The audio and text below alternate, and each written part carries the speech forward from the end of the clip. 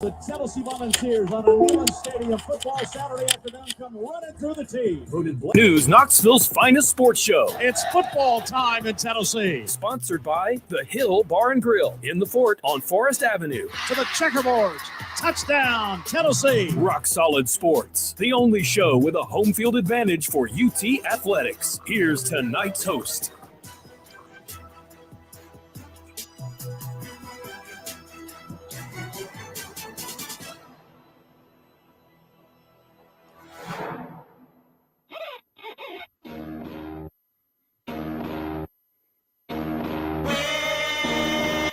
Yeah.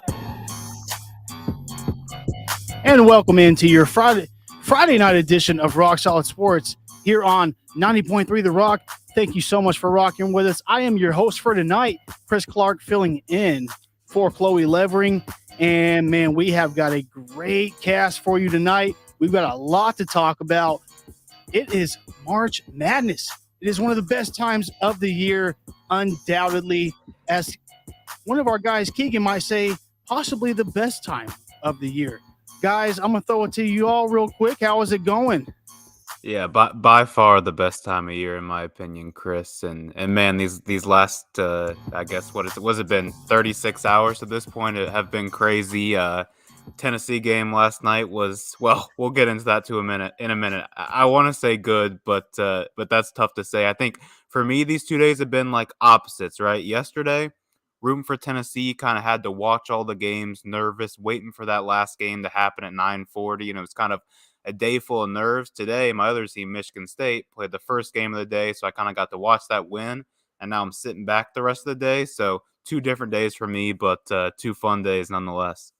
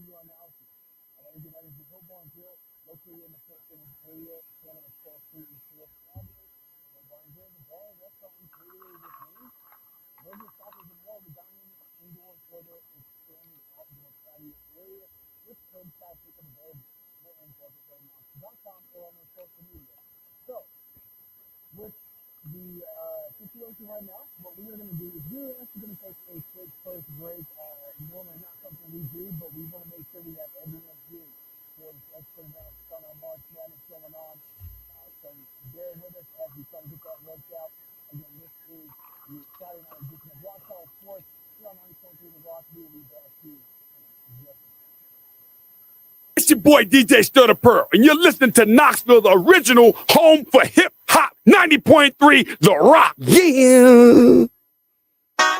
The Rock receives support from The Hill, Fort Sanders' destination for wings, beer, and sports, including a pre- and post-game hang for UT baseball and softball. The Hill is the home of Rock Solid Sports Friday broadcasts from 6 to 7 p.m. Located on Forest Avenue, just blocks from UT campus, The Hill is open 11 a.m. to 3 a.m. every day and has a large covered patio. TheHillKnox.com. The other half can. Volunteer Radio remains on the air thanks to support from the UT Athletic Department. The 2023 baseball Vols season runs February into May. Games against SEC rivals Florida, Vandy, Kentucky, and more at Lindsey Nelson Stadium. Ticket info is at allvols.com. Students need to show a valid UT ID at the gate or entrance on a first-come, first-served basis. Tune in to Rock Solid Sports for UT baseball coverage, and The Rock wishes Coach Vitello and the Baseballs good luck on the diamond this season. The Rock thanks the Knoxville Ice Bears Southern Professional Hockey League team for their support. The 2022-2023 home ice season from October through April includes games with SPHL rivals Fayetteville, Huntsville, Roanoke, and more at the Civic Coliseum downtown. Single game and season tickets are at KnoxvilleIceBears.com or 865-525-POP. Link up at WUTKRadio.com. Rock Solid Sports features Ice Bears Wednesdays with news and updates. Volunteer Radio says Go Ice Bears. The Rock thanks Cool Beans, 1817 Lake Avenue, 1 block south of the Strip, for sponsoring and hosting Monday night Rock Solid Sports broadcast at 7 p.m.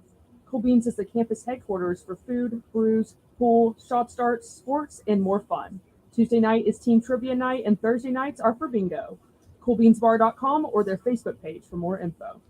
Volunteer Radio thanks our on-campus media partner, UTDailyBeacon.com, for their support.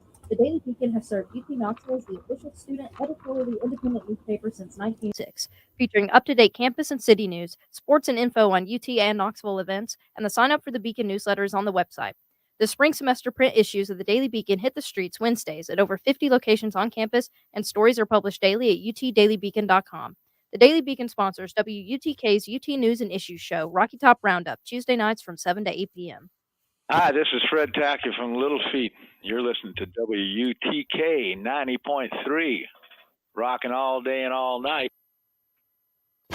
Support to keep the Rock on the air comes from the UT Athletic Department and the UT Lady Vols softball team, whose 2023 home season schedule at Sherry Parker Lee Stadium features games against SEC rivals Alabama, Florida, South Carolina, and others.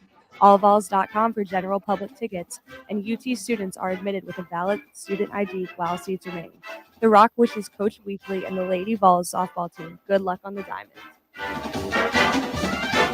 Support for WUTK comes from Fieldhouse Social, the modern sports bar next to campus at University Commons. Fieldhouse Social serves American craft fare such as burgers, wings, and more with high tops around the bar, a separate dining area, and a center lounge with leather chairs and couches in front of their 23-foot LED TV wall for Tennessee and pro sports. Fieldhouse Social is an outdoor patio with trivia twice a week and sponsors Wednesday's Rock Solid Sports. FieldhouseSocial.com.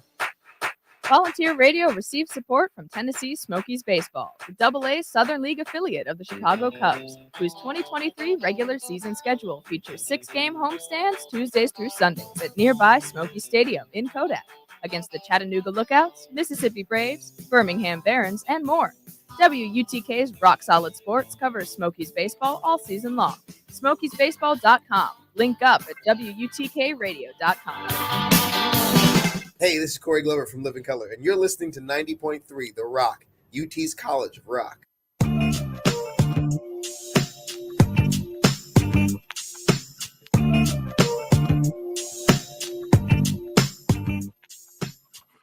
Welcome back to your Friday night edition of Rock Solid Sports here on WTK The Rock.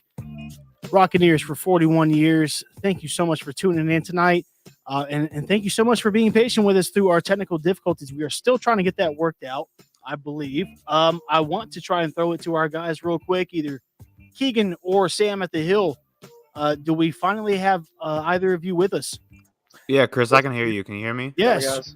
All right. Awesome. Yeah, Chris, I'm up at the hill right now. Just, it's pretty tame right now, but as the hour goes on, it just gets more crazy. There's just people getting drinks right now. There's a line starting to form outside, so it might be kind of crazy in a second. Catching some of these March Madness games happening right now and going to happen soon. It's going to get pretty crazy in here, but that's just the environment of the hill. Everyone just has a good time and, just socialize. And, people are starting to come down for spring break. So, just come to the hill on the Friday night. That's the spot to be. Yeah, and Chris, awesome. Yeah, again, shout out to the Hill Bar and Grill. We, definitely always enjoy, them being able to let us come down there and just, be able to put on for the show, put us out there, and shout out to them as well. Keegan, if I'm correct, did I hear you in the background as well? Yeah, I was just saying, you asked me earlier, and I gave a little spiel, but I guess you guys couldn't hear me in that first segment. But you asked me, if it was the best week of the year, favorite 2 days of the year. Keegan, we are at the same junction. I see you talking, and I don't know why, but I'm not able to hear you. I don't know if there's any possible mute somewhere going on, but I am just not sure exactly why we cannot hear you. I apologize about that. And definitely want to try and get that worked out so we can get your expert analysis on what's going on here. Yeah, and again, shout out to Chloe Levering, always making sure that we have things going on here, going the right way at the show. Hey, I can hear Chris a little bit, so we could talk a little bit right now if you want to. Wait, so, Sam, are you telling me you can hear Keegan? Yeah, I can on my laptop speaker. I can, so I can hear him that way. Okay. All right. Well, I'll tell you what. Let's go ahead and throw it to you guys real quick. I mean, first and foremost, let me go ahead and introduce the topic. We have our Tennessee Vols, who played yesterday in the first round of the NCAA tournament. Being able to take on the Louisiana Raging Cajuns in that first matchup, and it was a bit of a back and forth game. Tennessee, had a good lead early in that game. Louisiana starting to close the gap, kind of there in the second half. The Vols able to hang on down the stretch, and it was a game that required the most from everybody. Not having Zakai out there, we were able to see some struggles, right? Some every now and then they just having those scoring droughts where they just were not able to get things going, and we knew that would probably happen coming into this March Madness tournament. So I want to get you guys' analysis of the game yesterday and just kind of how you feel about the Vols going forward as well, especially as they get ready to take on that big big matchup with Duke tomorrow at 1:00. Yeah, Chris. Let's throw it to Sam real quick, and then we can throw it to Keegan as well. Yeah, Chris. I thought the Vols played really well yesterday. I thought they put up a really good effort against a team. I mean, we all kind of thought they should have won against them, and they did. So, I'm glad for that. Obviously, with this guy being out, they're still, I think, still kind of figuring out how to play without him. And I would assume at this point they figured out how to win. And obviously, they've already won this one March Madness game without him. And I think this Duke game will be interesting to watch, and especially like Tyreek Key and Meshack and all of them stepped up during that game. And I think they're kind of filling in for his shoes that he left, that he would have played in during this March Madness, all these games. But, I thought they put up a good effort. And, I'm really hoping I can watch them continue this the effort they put in yesterday.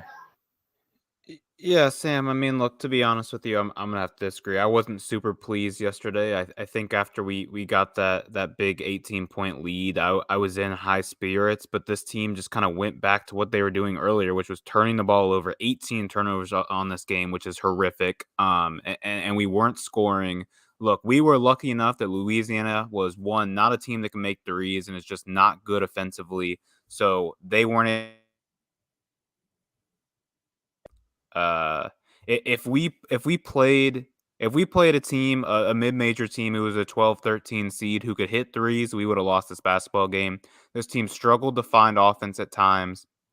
It made a lot of mistakes. Like I mentioned, the 18 turnovers, you saw multiple times where, like, I remember one specific play, Josiah Jordan-James threw it to Tobe Awaka. He just wasn't even looking. That happened multiple times. So I think there was too many mistakes. If you put up that performance against Duke, you get blown out. But with that being said, they found a way to win, and that's what matters in March, right? March Madness is survive and advance, and the silver lining of this is a team that wears orange and a team that plays really good defense lost to a 13 seed yesterday, and that team was not the Tennessee Volunteers. So I think you can be happy about that.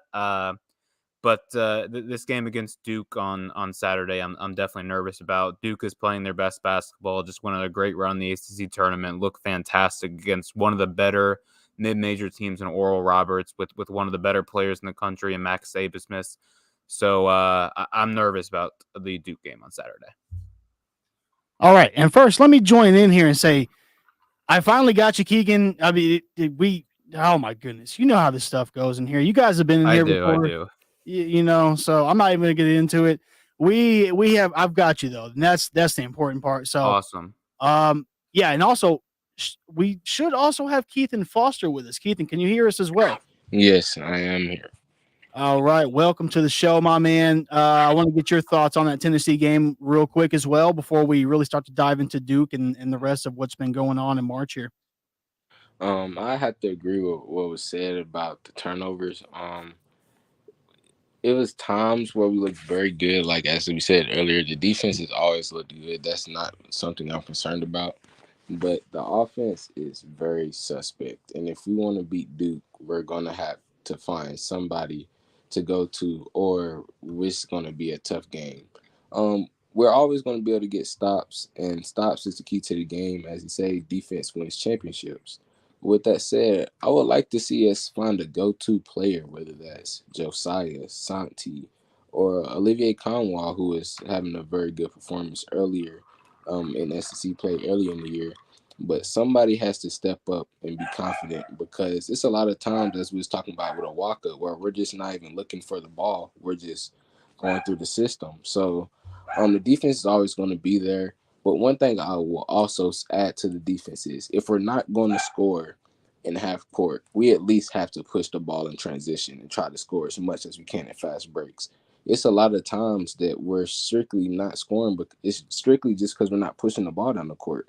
If we would push the ball off the court and capitalize off the stops, we could actually make something, because we're, as we've seen last game, we're getting the stops, but how many times are we scoring in transition after all these stops that we're getting? We're just playing way too slow, I feel like. Yeah, Keith, and I think the one of the biggest reasons kind of that happened, and you mentioned it, trying to find the go-to guy, which is if we're going to beat Duke, that has to happen. We don't have a point guard in this roster. This Tennessee team is, a top 5 Kim Pom team, a top 5 BPI team. They were a top 10 team in the country all season for a reason. They have a ton of talent. They're the best defensive team in the country, but we're somehow sitting here as a Power 5 SEC team without a true point guard on the roster. Obviously, this Guy Ziegler injury is the big reason for that, but BJ Edwards didn't really get much play in the game on Thursday, and Tyreek Key is just not a true point guard, and I think these true point guards are what makes that kind of fast break offense run and be able to push it. And it also didn't help that Vescovi, who's kind of the other guy who's able to do that, was out for a significant portion of the game, picking up some fouls early. So I think during Duke, making sure we have Vescovi or James in there at all times is key, because they're the two guys that can make those kind of plays. And also, like you mentioned, you just have to find offense some way. If that half court set isn't working, push the ball, make more gambles for steals. This Duke team is good, but they're not that good. They're a 5 seed for a reason. They had some struggle this season. Tennessee needs to find their weaknesses, lock in on defense, and find some way to score. Tennessee's not going to put up 80 on Duke, but if they can hold them to in the 50s and 60s and find a way to score, they can win this game. In my opinion, what's going to be the toughest thing for Tennessee, you're touching on it right there with the point guard position. I mean, we know we don't have Zakai out there, and that's such a blow to the team. You're having to rely on Tyreek, who coming in and hoping he can do some things. Jemai as well. I mean, just young, sort of young guys, but guys that have to come in and do things that kind of weren't asked of them before. In this Duke matchup, Jeremy Roach is going to present a big problem for the Vols. He scored 23 points in that game against Oral Roberts. I know that was not the biggest opponent that Duke could have played, but nevertheless, this is an Oral Roberts team that has had success in the tournament as of recently. And for the Blue Devils being able to take care of them as they did 74-51 beatdown to the Oral Roberts Eagles, excuse me. Yeah, that's going to be it's going to present some issues for sure. And I'm just curious for the Vols, of course, who's going to be able to step up in that position, because you're going to have some big play from the point guard for sure. I think we can assume James is going to bring his best. Josiah Jordan James is going to bring his best for sure. Santi as well. But, where's that offense going to come from if those 3-pointers are not hitting like they need to be? I mean, we've seen it before this past season, right, where we just go on big droughts there, and if there's not that, there's hardly production. So right now, I mean, going into this game against Duke tomorrow, I want to hear if you guys I want to hear how confident you guys are as far as is Tennessee going to win or not. And also, I mean, if you think Tennessee's going to win, that gets them into the Sweet 16. That would be a big accomplishment for a team that's missing its starting point guard if they can get beyond this Duke game, how far can the Vols go? Yeah, and Chris, I'll answer that question in 1 second, but you kind of mentioned where the offense was going to come from, and I think where it needs to come from is down low, right? When we went on that run to take the 18-point lead and what seemed like, kind of put the game away, put the game away for us until we let Louisiana go on a 13-0 run after that, was when we were going inside. We were going inside to Plastic, we were going inside to Nkamwa, and we were letting those guys get buckets down low because we have good bigs, and we're kind of able to feed it down there and clear the lane. And I think we need to go inside, and that's how we're going to beat Duke, because I think our bigs can take care of Duke's bigs. But with that being said, I mean, look, I think Duke is favored in this game, and I think that's right. However, Tennessee is not going to get blown out by Duke. Tennessee plays too good of defense to get blown out. We haven't seen this team get blown out this season. It just doesn't happen. This is going to be a close basketball game, no matter how Tennessee plays, right? I see this kind of being somewhere in the 50s, 60s. It's going to be a bit of a rock fight. The question is going to be, is Tennessee going to be able to score enough points to beat this Duke team? I don't think we need to worry about, a Jeremy Roach going off and scoring 20, 25 points. I think we'll be able to handle them. I think the question to ask, if we're going to beat this team, is can we find offense? And I'm not sure if that's going to happen, but I think this is a close game. So Tennessee will be in this in the last 5-10 minutes, I think. And then moving forward, yeah, I mean, if Tennessee beats Duke, that's a huge accomplishment, and they'll have a bit of a shot, right? I'm watching this Purdue game right now. They're only up 3 almost at halftime against a 16 seed here. If they beat Duke, this region's wide open for them. So I think this Tennessee team, if they can find an offense and get hot in this tournament, their defense is good enough to continue and carry them on. I 100% agree with that. Exactly to what you said. I'm not that impressed with Purdue at all. I know a lot of people are, but from the eye test alone, they just don't really impress me. With that being said, I have to agree the division is definitely wide open. I mean, we have some other teams. I believe Memphis definitely can make a run. This because March Madness is all about star talent, I feel like, and guys that can take over, as you see many times with the mid-major teams that make runs all the time, as the Steph Currys, CJ McCollums. From smaller schools, it goes back to just having the star talent, which I believe these other schools have. So with that being said, I believe that the division is wide open outside of – I feel like anybody can make a run. So if we beat Duke, which is very possible, it would be hard, as we said, because we have to get the offense going in some type of way if we want to stand any chance of beating Duke. I think it's wide open.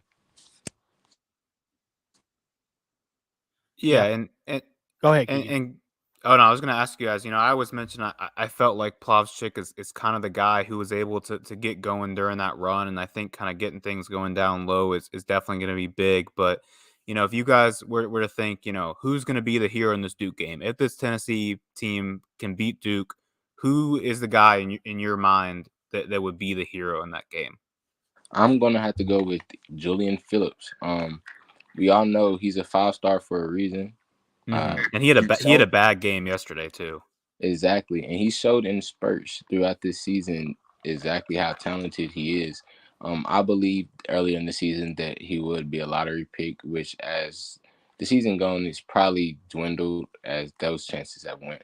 But with that being said, the talent is definitely there, and given the chance, which as the team would definitely need it, I feel like he will be able to step into that role because he has all the tools. He's able to score at all 3 levels of the floor. So I definitely feel like this is a game where he has the chance to show his potential.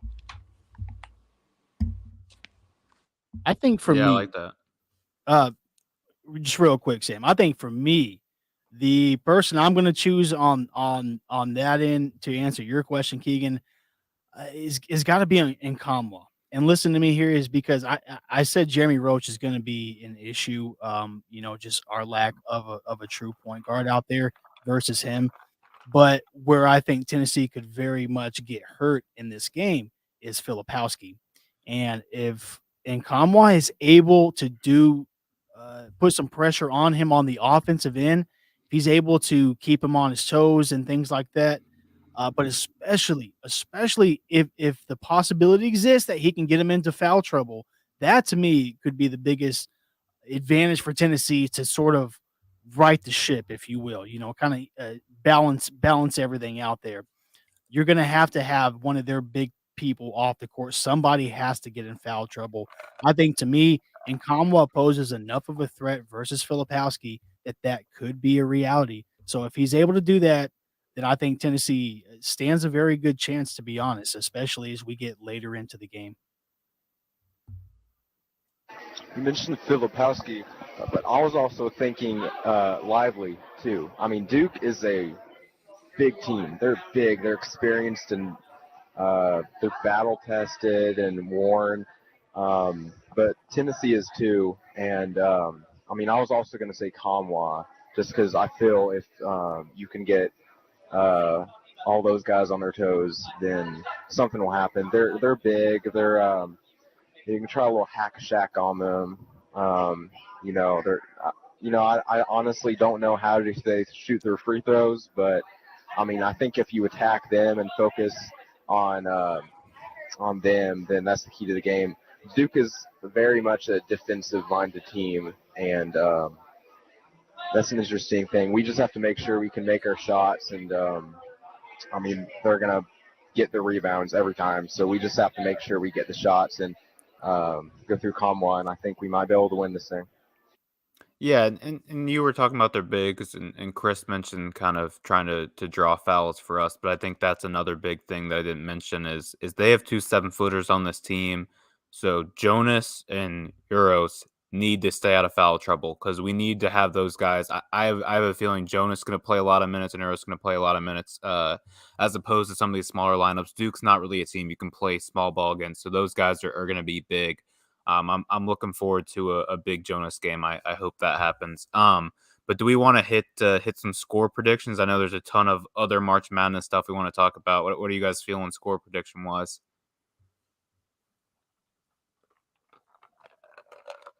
Okay, all right. I'll start it off real quick. Man, I want to believe this is going to be the shootout and the game I really wanted to be and wanted to see, but I don't know. I'm thinking a little bit less. Give me 68, 63. And I have to go Tennessee. I mean, I have to. I can't go Duke on this one. 68, 63 Vols. Moving on to the Sweet 16. I was going to say 67-60 Vol. I got the Vols winning this game for pretty much all the reasons we said before. I mean, they're big, but also Tennessee can be big too. And I think we're going to live through them. So, Ethan, got a prediction? I'm going to go with 67 to 60 Tennessee. I actually think we'll be able to play some defense this game. And as I said, I think we'll be inspired just because Duke is such a storied franchise. So I honestly believe that we'll get it done this game. All right, boys. Well, I've seen too many times the college game day graphic where all the analysts pick the same team, and then the upset happens next day. So I can't let our outlet have that happen. So I'm going to go 64-63 Duke just to nix the jinx there. But I think it's going to be very close. I think one of these teams wins by definitely single digits. I think it's a close game. I think this is a standalone game at 2:40 tomorrow. I think this is something everybody's going to be watching. This might be a classic tournament game. Unless Tennessee's offense looks super ugly. But we got a lot of other tournament stuff to get into. I think we have to start with Furman, Virginia, right? That's the only place to start. Yeah, that Virginia game. I mean, good Lord. If you're a Cavs fan, you have had a very rough stretch over the past 5 years, but with one oddly shining peak during the midst of all that. So just looking at the Virginia Cavaliers, man, with the last 4 tournaments, 3 first-round exits, and in the middle of all that, excluding 2020, of course, you have the national champion Virginia Cavaliers from 2019. I mean, how wild is this for them to go down in the first round again? How does this make Tony Bennett look especially? It is crazy, but I mean, I'll be honest. I would trade 3 first-round exits for a national championship like that. I mean, right? Yeah, I want to. We've never seen a national championship as Tennessee fans. I've never seen any of my teams win a championship, so I would trade 3 first-round exits for a championship. I'm being honest.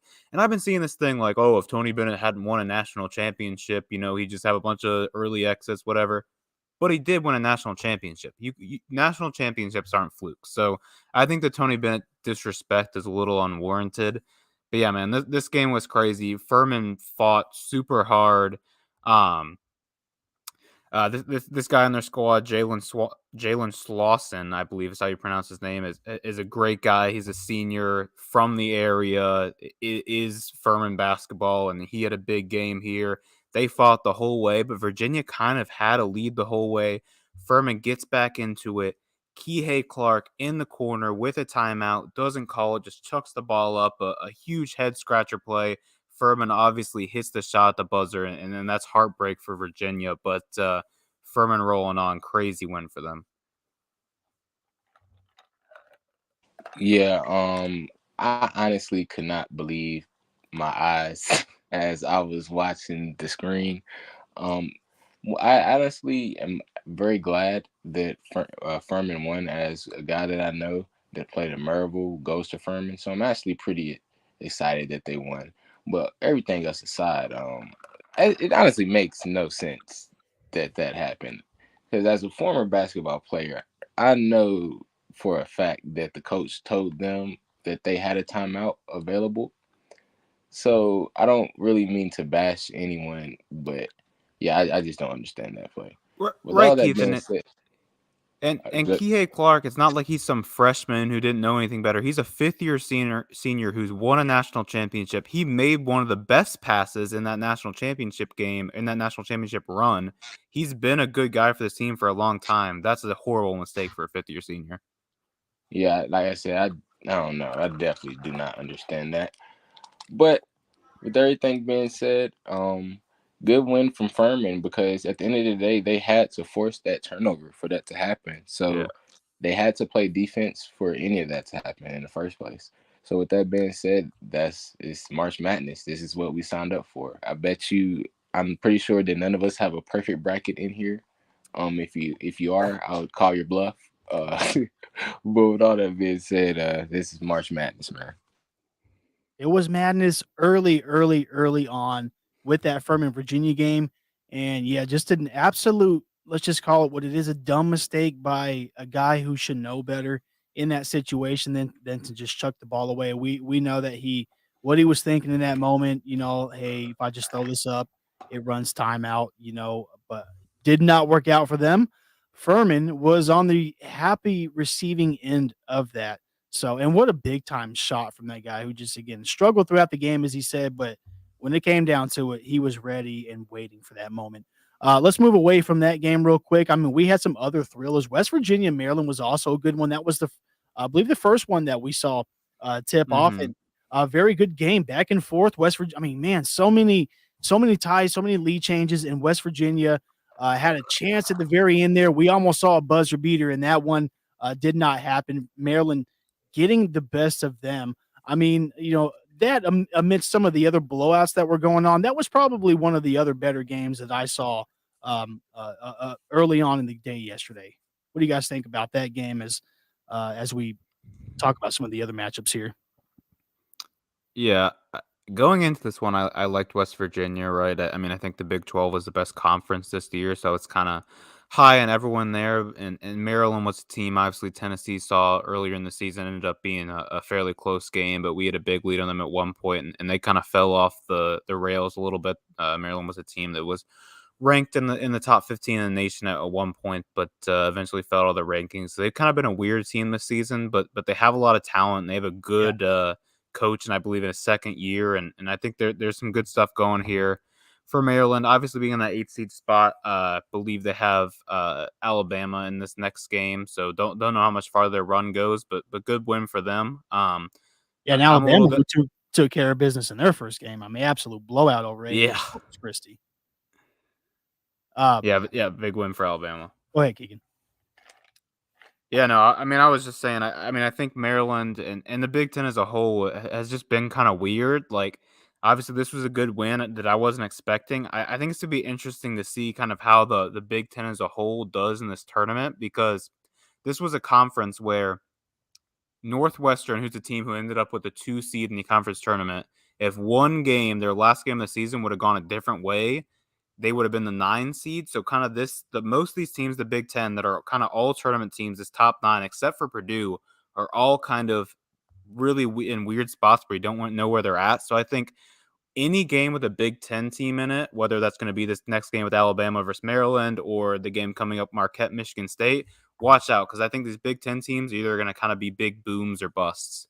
I want to ask real quick too, while we're talking about these conferences. I mean, the Big Ten had a rough start to the tournament. I mean, Northwestern did get their win over Boise State. Mhm. Boise State, unfortunately, just another loss in the tournament. They have yet to see a dub in Yeah, March. Mountain West stinks. Wow, yeah, just tough. San Diego State had a chance, and that was a no-go. But looking at the Big Ten, I mean, Illinois, that was a team it's been talked about a lot, and of course, they've had some couple of really good seasons over the past couple of years. Unable to beat the Hogs. I mean, 73-63 Arkansas over Illinois. And then you also had from Auburn over Iowa, excuse me, brain fart for a second. Yeah, Auburn beating Iowa at 83-75. I mean, Bruce Pearl talking about, hey, yeah, this is football country, but this looks like a basketball state. I really can't disagree right now. I mean, right now, Alabama and Auburn look very, very good. Auburn's never lost a first round matchup in March Madness.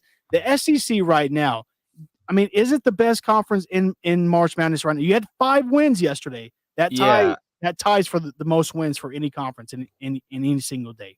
I mean, other than like the ugly performance we saw at A&M last night, it's been fantastic.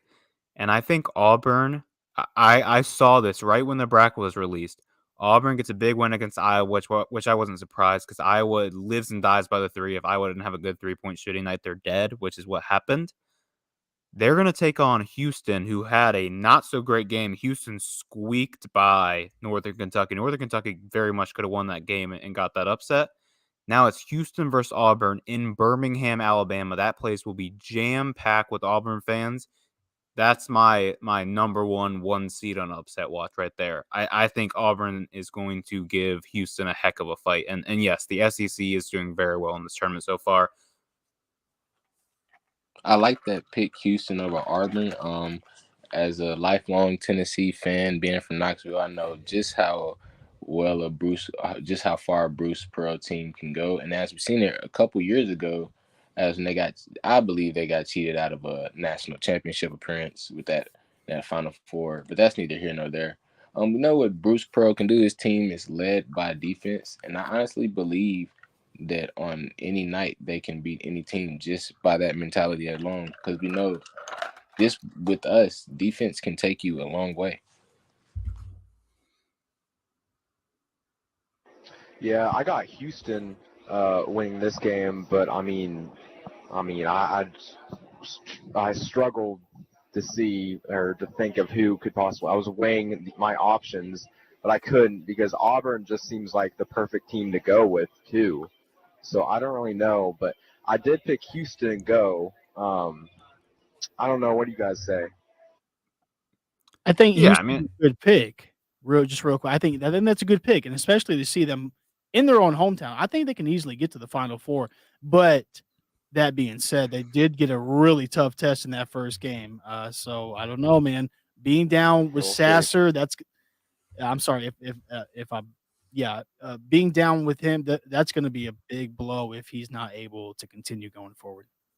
Chris, being from Texas, who was your Texas team that you were college team that you were kind of on growing up in Texas? Admittedly, I grew up watching Rick Barnes and the Longhorns. I grew up loving players like Marcus Aldridge, TJ Ford, and them. So, I mean, I would love to see the Longhorns finally do something, especially given the situation of what happened during their season this year. Shout out to the head coach, man. Rodney Terry, 20-7 since taking over for Chris Beard.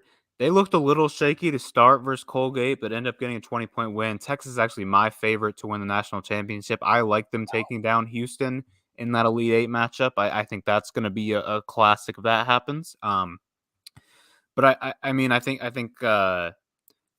that's kind of been the theme for me, I guess, is I just think the Big 12 is so good. And we were talking about conferences, obviously the SEC, a good first day, same with the Big 12.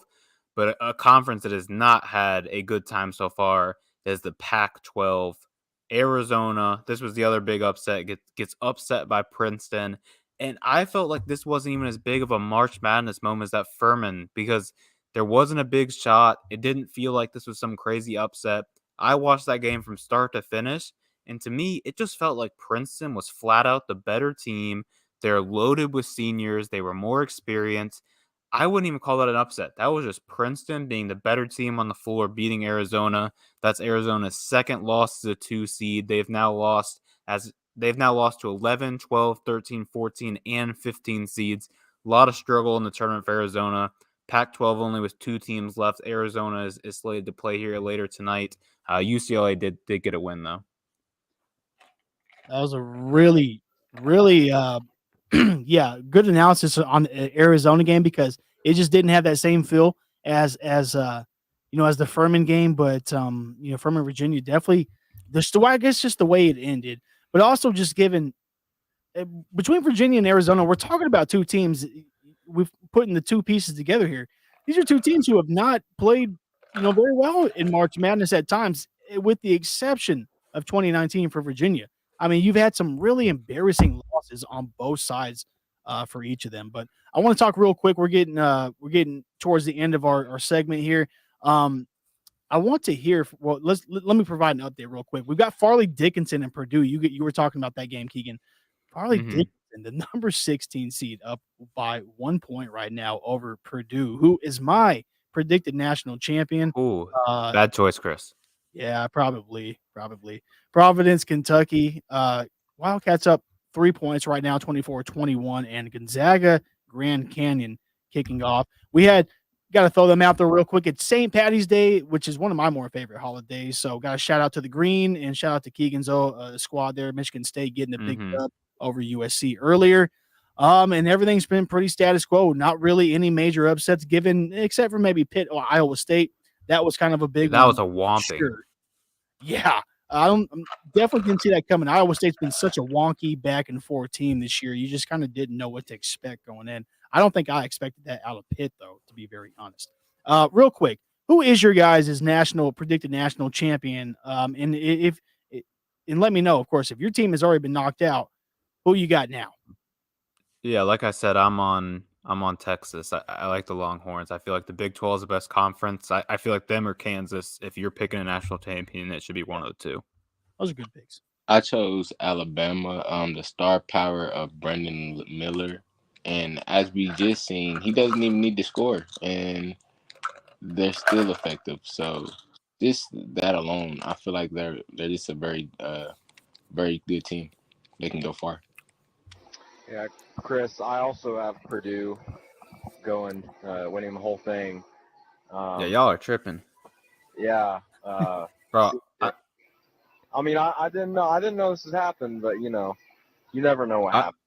I've watched too much Big Ten basketball this year. I know Purdue is not that good. People are high on Zach Edey. They have 2 freshman guards. This is something I preach. We talk about on the college basketball podcast we have. In March, the number one thing that matters, and probably why I'm not too high on Tennessee, is guards. Guards win you championships in March because you're going to have close games all the time. You got to handle pressure situations. If you have freshman guards, they're going to make mistakes. That's why I was out on Purdue. And you can see it right now as they're down to a 16 seed, Farley Dickinson, Farley Dickinson didn't even win their championship. They lost to Merrimack, but got in on a technicality. That's embarrassing for the Boilermakers right now. I like that analysis that you just said with the guard play. That is very true, and I like how you put that in the words where he's talking about you have to know how to handle pressure situations. One of the things my coaches used to say a lot of in high school is mental toughness. You got to know how to be mentally tough when things aren't going your way and how to just get things done. So with that being said, someone who's more experienced, who's been in more pressure situations, would know what to do. And I like that analysis very well much. So, hey, Keithan, man, got to shout out too, while both of us are on the show tonight, our Fulton Falcons, speaking of that basketball team, playing for the state tournament tomorrow night Hey man, over hey in man. Murfreesboro. They You put a know whooping I'm on excited. MLK. You know I'm very excited as a former basketball player myself. Not to brag, but I've got to play in 2 state championships. Didn't win, but so I got to experience it, and I would like to see them finish the job, man. It hurts very much when you get to the end goal just to see everything you worked for not get there. And I really believe in this group. Like, if you've been keeping up, I don't know if you've been keeping up with them, Chris, but these guys are going to be really talented. They will definitely be in March Madness one day, and I firmly believe that. I hope to see it, man. Yeah, shout out to our Fulton Falcons representing the north side of Knoxville over in Murfreesboro. I hope they win, Keith, and you can live vicariously through them. I hope they win. Yeah, we won it my freshman year, but I wasn't on varsity, so it didn't count. Yeah. So 2016, if I'm not mistaken, the last time that the Falcons won, I got to go to 2 championships myself, but in football, won one, lost one. So, man, it's we a great breed experience. champions over there. You know it, man. Again, hoping they bring it home tomorrow. But let's go ahead and cut to a break, guys. We're gonna be on the other side. We're gonna be talking about some baseballs and those red hot Lady Vols softball team, man, that is just scorching their way through the NCAA. We'll be back on the other side of this break. This is your Friday night edition of Rock Solid Sports here on 90.3 The Rock.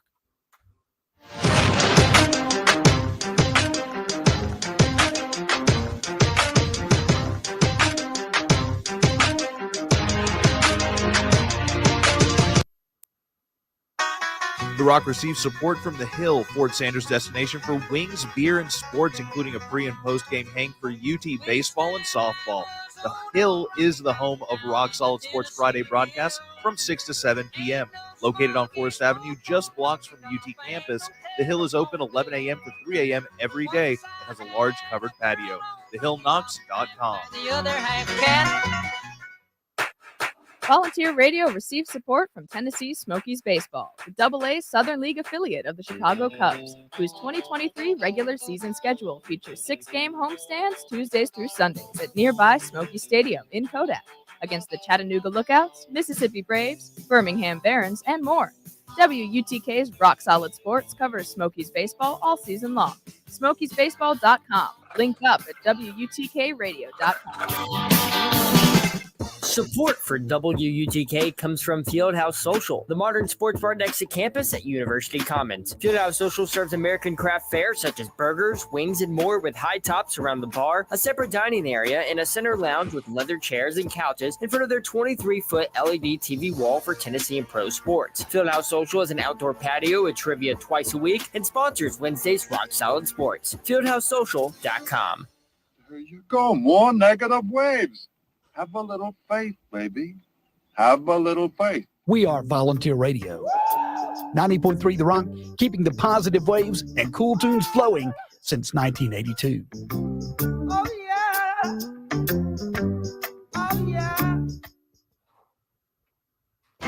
Support to keep The Rock on the air comes from the UT Athletic Department and the UT Lady Vols softball team, whose 2023 home season schedule at Sherry Parker Lee Stadium features games against SEC rivals Alabama, Florida, South Carolina, and others. Allvols.com for general public tickets, and UT students are admitted with a valid student ID while seats remain. The Rock wishes Coach Weekly and the Lady Vols softball team good luck on the diamond. The Rock thanks Cool Beans, 1817 Lake Avenue, 1 block south of the Strip, for sponsoring and hosting the Monday Night Rock Solid Sports broadcast at 7 p.m. Cool Beans offers lunch daily and is 21 and over after 9 p.m. with a full and late night menu, and is the pre- and post-game on-campus location for Vols and Smokies baseball and Lady Vols softball. MLB, pro soccer, and even the Preds on the big screens. CoolBeansBar.com or their Facebook page for more info. Around the third and headed for home. It's a Volunteer Radio remains on the air thanks to support from the UT Athletic Department. The 2023 baseball Vols season runs February into May, with games against SEC rivals Florida, Vandy, Kentucky, and more at Lindsey Nelson Stadium. Ticket info is at allvols.com. Students need to show a valid UT ID at the gate for entrance on a first-come, first-served basis. Tune in to Rock Solid Sports for UT baseball coverage, and The Rock wishes Coach Vitello and the BaseVols good luck on the diamond this season.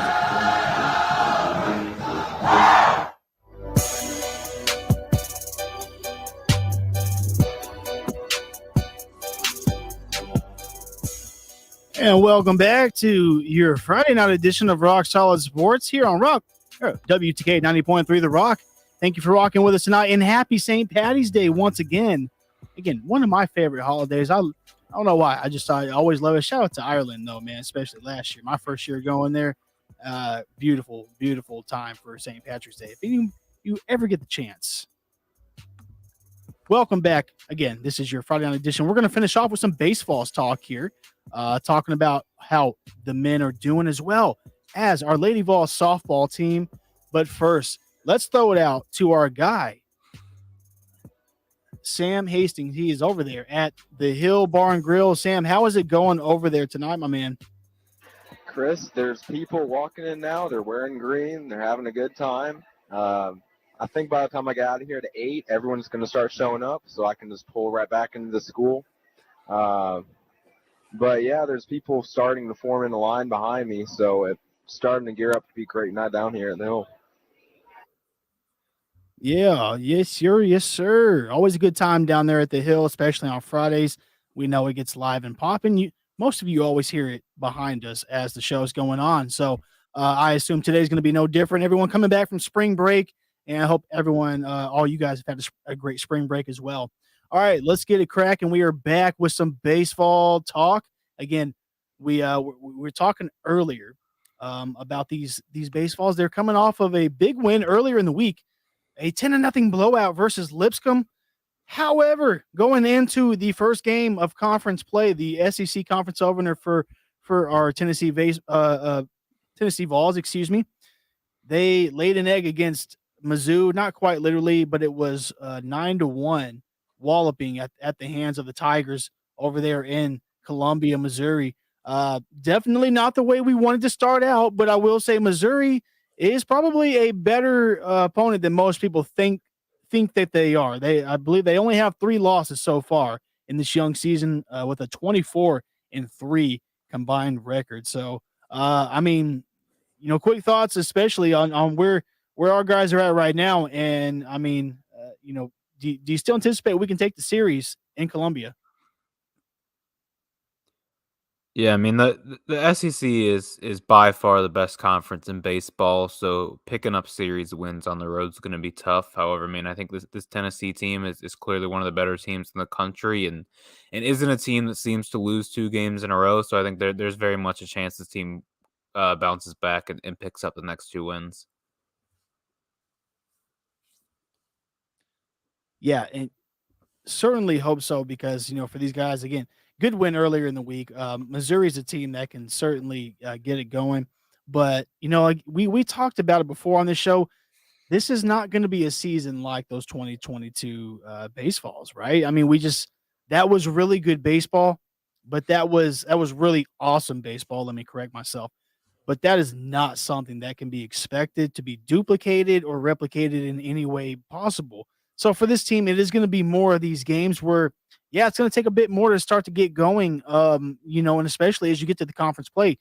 I mean, good Lord, over across football and basketball, we've already talked about the SEC and how good that they are as a conference. We saw it in the NCAA tournament yesterday.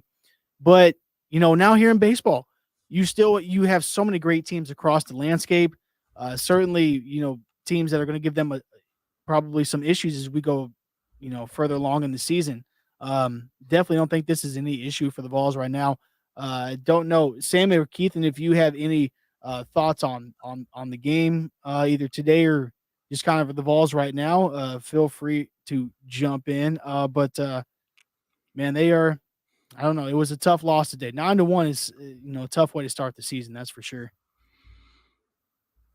And I will say that moving along, we definitely have some good opportunities to rebound. They will be playing tomorrow, 3:00. So that we actually have the baseball team and the basketball team kind of playing at the same time, give or take tomorrow. So that'll be interesting. I'm already having like 3 screens going with March Madness. I will have to somehow find a way to add a 4th one in there. Oh, Or Chris, you're talking screen. Hold on, Chris. Let me. Sorry to you got a interrupt the whole baseball. setup here, don't you? Let me show you what we got Sorry, going Chris. on. We I got had a bad two. connection We for a got second. two I apologize. 55 inches on top of each other going right now. Welcome We're back set up. again, Sam. But that is quite the setup, Keegan. I mean, I hope you're seeing that yourself, Sam and Keithan. I mean, that's just the way to do it, man. This is that time of the year. You got to have all screens going. Yeah, dude. Last year I did the like 1 screen and then like 2 computers. I'm like, all right, we got an old 55-inch somewhere like in the attic or whatever. I gotta pull that out for the March Madness. I gotta have 2 full-size things going on. But yeah, maybe tomorrow, because the Tennessee game tomorrow is standalone. It'll be the only basketball game going on at 2:40. So might have to chuck the baseball game on the other TV. Man, LeBron James has like 6 TVs like all stuck together on his wall. He just like watches stuff all day long. Like that's what I want. I just want like a man cave with like sports, March Madness stuff going all day long. You imagine what LeBron's going to be like once he retires and he's able to sit there and not have to worry about, still keeping himself ready for the NBA. He's able to just relax and enjoy March Madness. He's gonna be like, that guy's gonna miss that shot. I helped that guy win that trophy. I don't know. I Just feel when like he's sitting there critiquing like the Muppets and those old Muppets. I just see it now, man. I mean, LeBron's gonna go live from the beach right there somewhere on Pacific Coast. He's gonna have different screens going. Man, it's just gonna be living and enjoying life. As we know, that time is coming for LeBron, for sure. But anyway, getting back to the baseball game, so definitely try to catch those Vols tomorrow. Again, 3:00 on the SEC Network Plus. So remember that. And real quick, we don't unfortunately running out of time here, but we got to talk about those red hot Lady Vols. I mean, look, guys, they are 21-1 so far to start this season. They have just absolutely been putting a beat down. They beat Austin Peay 6-1 earlier in the week. They've only allowed 5 runs in the span of this 21-1 record so far, if I'm not mistaken. I mean, quick question, quick answer: are these 2022 Lady Vols? I'm sorry, are these Lady Vols the 2022 BaseVols in softball form? I mean, I'll be honest with you, Chris. Haven't watched a ton of softball this season, but if they're 22-1, I don't think you can argue against it. There's more upside than there is downside. That's what I think. That's why my quick, dry answer was a complete yes, because I have complete trust in what they're going to ultimately set up to accomplish this season. All right. Well, I tell you what, man, so far right now, again, a hot start for these Lady Vols. We hope that they continue that as they move forward. We'll be talking about it as we move forward. But I do want to just thank you so much for joining us for tonight. I'm going to let everyone go. Go enjoy your St. Patty's Day. Drink your green beer if you're doing all that. Whatever you're doing, enjoy your night. And rock solid, we will catch you here next week as everyone returns back here to Knoxville to campus. Have a good weekend. We'll see you later.